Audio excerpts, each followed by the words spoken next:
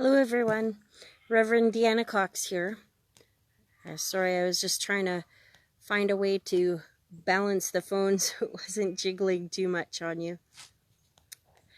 I'm out here at the farm without my tripod, so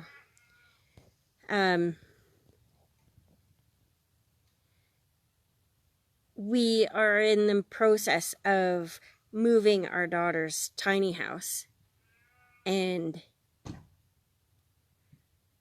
so many things have come up that have reminded me about the importance of building community around you, people that can help you through hard times, and not just about moving this. There's many pieces in my life that are shifting at the moment. So yeah, so it just, and then it also brings up grief because, you know, my dad was a person that would have helped me with a lot of these things. And so when that piece is gone and you have to start rebuilding your support network,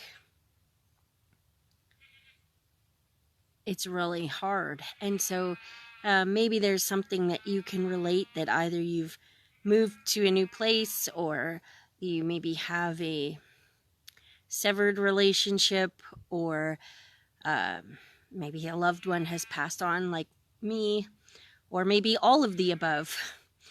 And you find yourself in the need to rebuild community that can help you through hard times.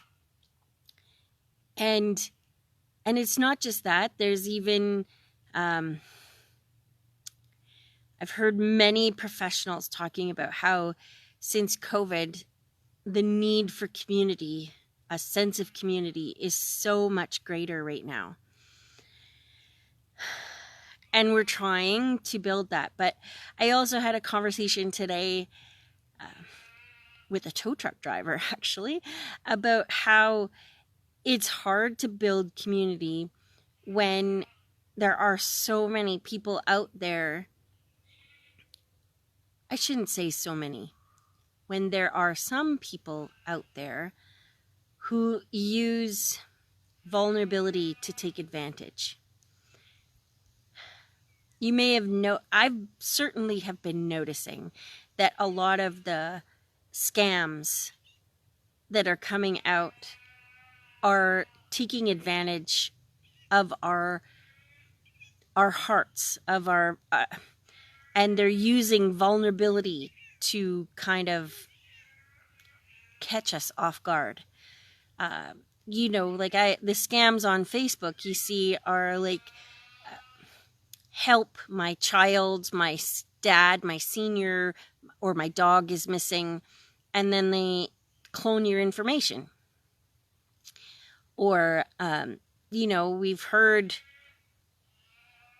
kind of urban legends or urban stories about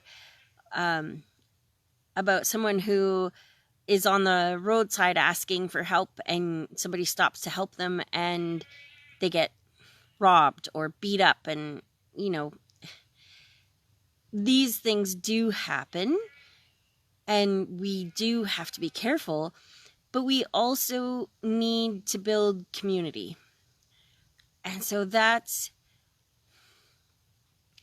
last Sunday, I talked about how life was feeling really heavy. I have a lot of pastoral care needs, and my own support network is going through some crisis, and I was just really feeling it. And I was talking about what about our faith brings us comfort. And as I was writing my Sunday sermon, I even confessed. I said it literally, I got to one paragraph and I was like, there it is. We need to work together so that we know that we're not alone. And because we are a community, we have a diverse list of gifts to support us and help us through. And that if there's maybe a situation that I can't see a good solution to, that maybe somebody else can offer a different perspective or has a different set of gifts that can help us get through it in a better way. And so as I'm here at the farm, wishing that I had my support network as it was at one point, and talking with the tow truck driver about how hard it is to be a person in the world sometimes, it also reminded me that more than ever, we need to work on rebuilding community. It was actually that's one of the things that, something my dad taught me to do is to, help your neighbor and to love and everybody and assume the good in everybody. Both my parents really have taught me that. But it's hard to do when you're in a very divisive time, like it feels like we are in, and a very mistrusting time. You don't know who you can talk to. But the challenge is loving and talking and daring to risk being vulnerable, knowing that we might get hurt, but we also might get something rich. We might get a relationship that will help sustain us in hard times. And so that's a challenge that I'm facing, because the tow truck driver was actually a country neighbor. I'll say it that way, because out in the country, I've grown up knowing that there were many people that we called neighbors that aren't actually living right next to us. And the country neighbor said, "Well, you should have just called. I would have come and helped you." And so I know a lot of us don't actually know our neighbors. I was at an event last night, and actually I've heard this story twice, where people have moved to a community months ago and still don't know anyone. We pride ourselves in thinking that, in believing that our small rural communities are friendly. So let's be that. Let's get out and get to know our neighbors. Let's dare the risk of being kind to a stranger. And because the gifts could be thousandfold. I know community is my jam. I like the event I was at, I introduced this family to other people, and I was my dad always teased my mom about, "Oh, there she goes, work in the room." That is my thing. I learned that from my mom, and it's a gift.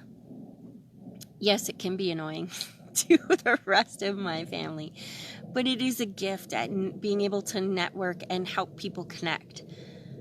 And we need to do that, to lean into our gifts and help build a strong, resilient community that can be there and support each other in our times of need, because you never know when it might be our turn.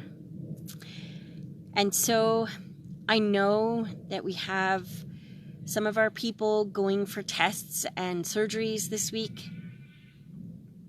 And so I ask that we be a community for them and their loved ones, that we offer our prayers to not just ask if there's anything we can do for them, but to try and be observant and notice what needs to be done and do it with respect and compassion. Because sometimes it's hard to ask, or sometimes you're too busy to ask.